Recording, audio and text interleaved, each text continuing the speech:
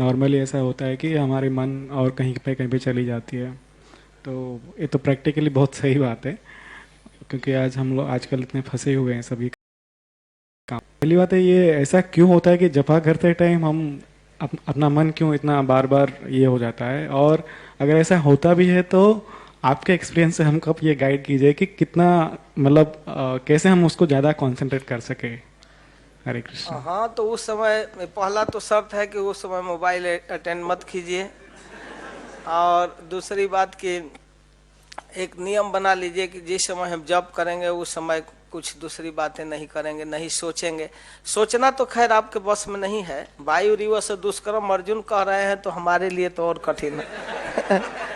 तो वो हवा की गति भी रोक सकते थे। वो तो अपने गांडीव के प्रभाव से पूरब से बहने वाली पश्चिम जाने वाली हवा की गति रोक सकते थे, लेकिन कह रहे हैं कि उससे भी कठिन। तो कठिन है, छोड़िए, मन कहीं भी जाए, जप करते रहिए। सुधा शुद्ध गीता पढ़ी, गुरु आज्ञा मानी, बस पढ़ते रहना चाहिए। जैसे एक सिक्योरिटी गार्ड रात को ड्यूटी पर है, जगा हुआ है, राइफल लिया हुआ है, और रात को अपनी पत्नी के विषय में सोच रहा है कि बच्चों के विषय में इसको थोड़े देखा जाता है, जगने के लिए पैसा दिया जाता है।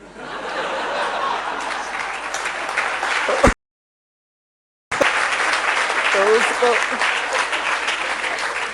तो आपकी जीभ उच्चारण कर रही है बस।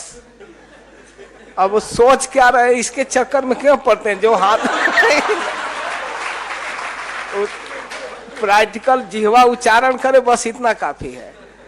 अब उसको हम चाह कर भी कंट्रोल नहीं कर पाएंगे, तो उसके टेंशन में नहीं मरना है।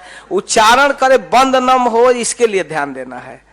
और एक दिन ऐसा होगा कि ये प्रेम से जप करने लगेगा। जब इसका आदत पड़ जाएगा उच्चारण करने का, तो जो मंगलारती के पहले अगर 5 माला 7 माला कर चुके हैं, उनको दूसरी बात तो छोड़िए, मंगलारती के समय अनाउंसमेंट और ये सब के समय मन करता है कब खत्म होता है यार जप करता। जप में जो टेस्ट मिलता है तो उस समय भी मन करता है जप करने का।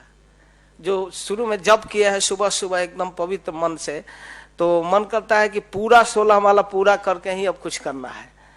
तो उस समय तुलसी आरती के समय, अनाउंसमेंट के समय जो देर होता है, तो उतना देर उसको कठिन लगने लगता है। मन करता है निकल कर कहीं जाकर जप करें यार, ये सब तो होता ही रहेगा। वो भी जरूरी चीज है, फिर भी उतना चीज जब बर्दाश्त नहीं करता तो फिर संसारिक चीजों को कैसे बर्दाश्त करेगा। तो जप करके इसको एक बार इसका टेस्ट का अनुभव करके तब देखिए कैसे मन लगता है जप करने में। अच्छा, कुछ लोग कहते हैं मन जप में नहीं लगता है, भागवत पढ़ने में नहीं लगता है। तो नहीं पढ़ने से भागवत पढ़ने में मन लग जाएगा? या नहीं जपने पर जप करने का मन करने लगेगा?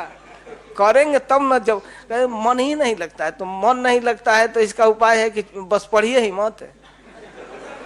तो जब आपको पढ़ने पर मन नहीं लगता है तो नहीं पढ़, तो इसका उपाय यही है ना, पढ़ेंगे तब मन लगेगा। शुरू शुरू में बच्चे पढ़ते हैं, उनको मैथ कठिन लगता है, लेकिन उसकी गार्जियन जानते हैं चलो पढ़ो, स्कूल में भेजते हैं, ट्यूशन भेजते हैं। बाद में वही बड़ा बड़ा इंजीनियर डॉक्टर हो जाता है। वही जो नहीं पढ़ना चाहता था, वही उसको उस समय क्रिकेट गेंद के आगे वो पढ़ाई नहीं अच्छी लगती है, लेकिन पढ़ते पढ़ते उसको मन लग जाता है। उसी प्रकार जप में मन लगेगा, भागवत में मन लगेगा। करना पड़ेगा, पहले कुछ कोशिश करके करना पड़ेगा। जानते हैं, जैसे एक शक्तिशाली चुंबक है, एक लोहे का सिक्का ले जाते हैं तो कुछ रेंज तक ले जाना पड़ता है, और कुछ के बाद वो खींच लेता है। और जब खींच लेता है उसको, तो वो सिक्का भी चुंबकत्व से भर जाता है। अब दूसरा सिक्का उठाकर सिक्के के पास लेते हैं तो वो उसको खींचने लगता है। तो इस प्रकार जो हमारी प्राकृत जिह्वा है, अप्राकृत भगवान नाम और कथा के प्रति जब इसको नियुक्त करते हैं, कुछ रेंज तक प्रयास करना है। इसके बाद तो जब वो स्पिरिचुअल के साथ संपर्क में हो तो प्रीचर हो जाता है। तो अब नहीं कहना चाहिए।